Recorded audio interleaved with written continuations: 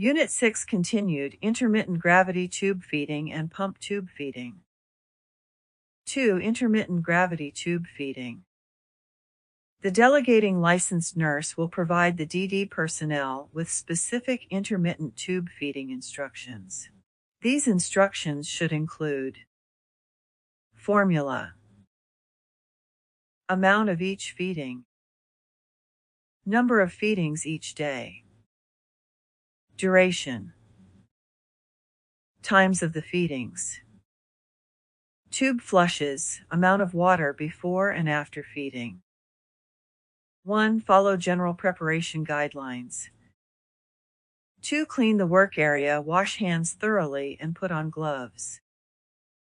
3. Assemble equipment you will need: measuring cup, formula, water, gravity set, tubing and feeding bag, 50 to 60 cubic centimeters syringe, hook or pole to hang feeding set.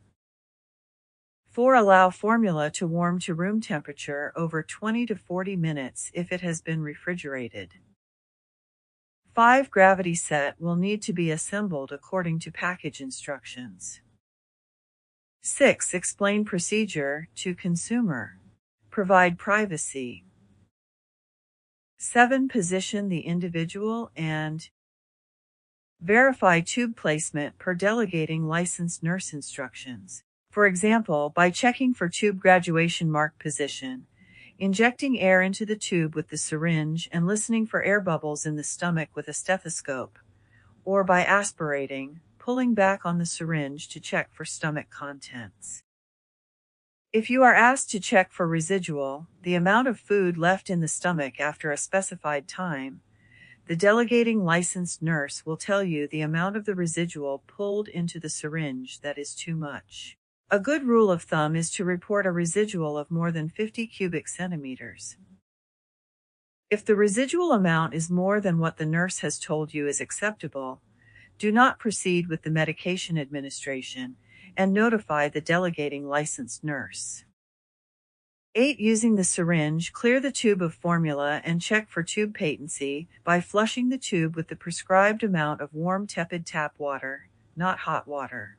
Check temperature of water by placing a few drops on the underside of your wrist. If it feels hot on your skin, it is too hot to use. 9. Close the clamp on the tubing of the feeding bag. 10. Slowly pour the formula into the feeding bag. 11. Hang the feeding bag on a pole or hook about 1 to 2 feet higher than the individual's head. Intermittent gravity tube feeding continued.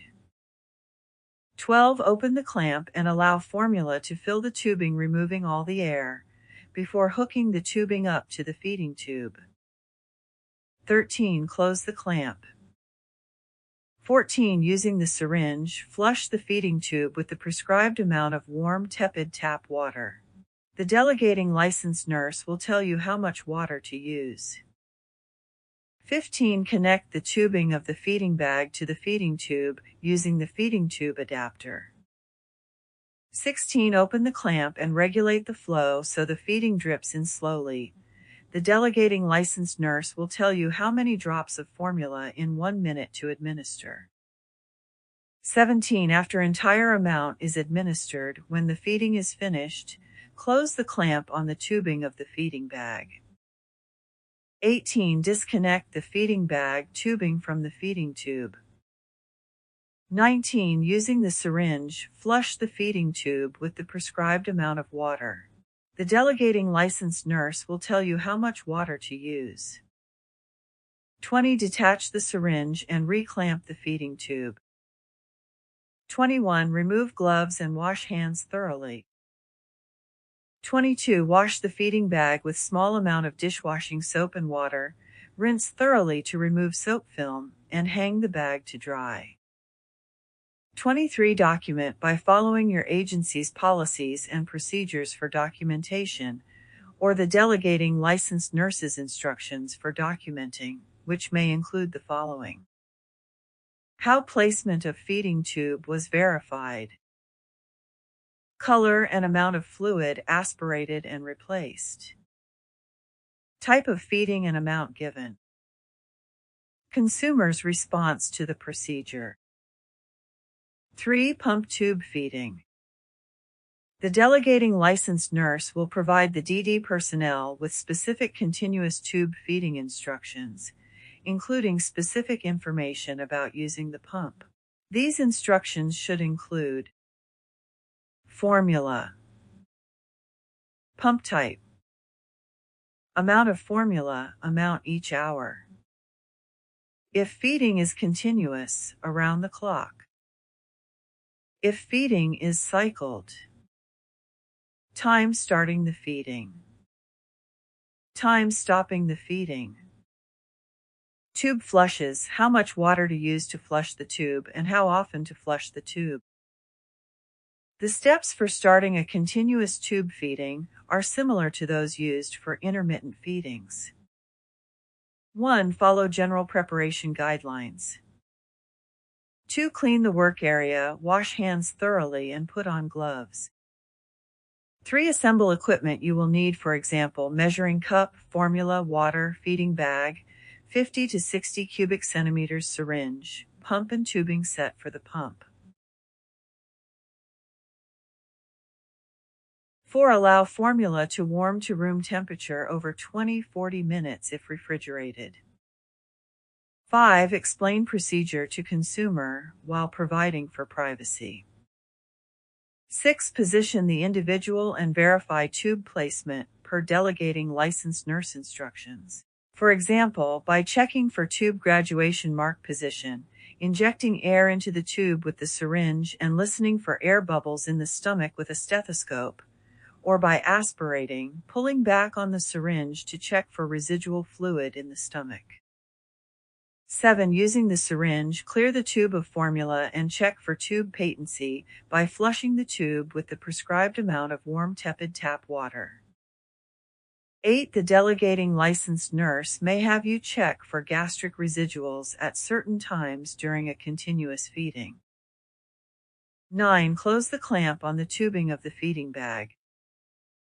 10. Slowly pour into the feeding bag the amount of tube feeding formula the delegating nurse has instructed you to use, generally enough for 8 to 12 hours. 11. To keep the tube feeding from getting spoiled, always write the date and time on the tube feeding container when it is opened. 12. Only hang the amount of tube feeding formula as you were instructed to use by the delegating nurse. 13. Refrigerate any opened unused formula. Be sure to throw away any open unused formula in 48 hours. 14. Do not add fresh formula to formula left in the bag. Throw away any old formula in the bag and rinse the bag before adding new formula. Pump tube feeding continued. 15. Change the tube feeding set, bag and tubing, per instructions of delegating licensed nurse, generally every 48 hours. 16. Hang the feeding bag on a pole or hook about 1 to 2 feet higher than the individual's head. Open the clamp and allow formula to fill the tubing, removing all the air. 17. Close the clamp. 18. Connect the feeding bag tubing to the pump and adjust the pump settings. 19. Using the syringe, flush the feeding tube with 30 to 60 cubic centimeters of water. The delegating licensed nurse will tell you how much water to use. 20. Connect the tubing of the feeding bag to the feeding tube using the feeding tube adapter. 21. Open the clamp and start the pump. 22. Using the syringe, flush the feeding tube with 30 to 60 cubic centimeters of warm tepid tap water every 4 to 6 hours through a flush port. If there is no flush port, stop the pump, disconnect the feeding bag, and flush the feeding tube. Remember to wash your hands before and after this procedure, and to wear gloves when performing this procedure. The delegating licensed nurse will show you the flush port, tell you how much water to use to flush the feeding tube, and how often to flush the feeding tube. 23. When the feeding is finished, stop the infusion and flush the tube with 30 to 60 cubic centimeters of warm tepid tap water. The delegating licensed nurse will tell you how much water to use. 24. Wash the feeding bag with small amount of dishwashing soap and water. Rinse thoroughly to remove soap film and hang the bag to dry.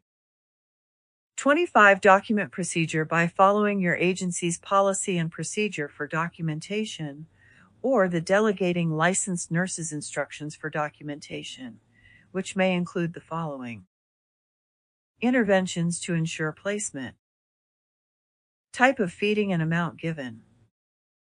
Aspirate color and amount. Consumer's response to the procedure. Remember, 1. If the feeding is intermittent, leave the consumer in at least a 45-degree upright position for 30 to 60 minutes after feeding.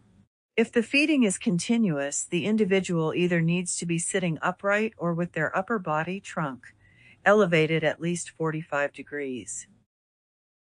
Place client no lower than 45-degree angle during and for 60 minutes after feeding.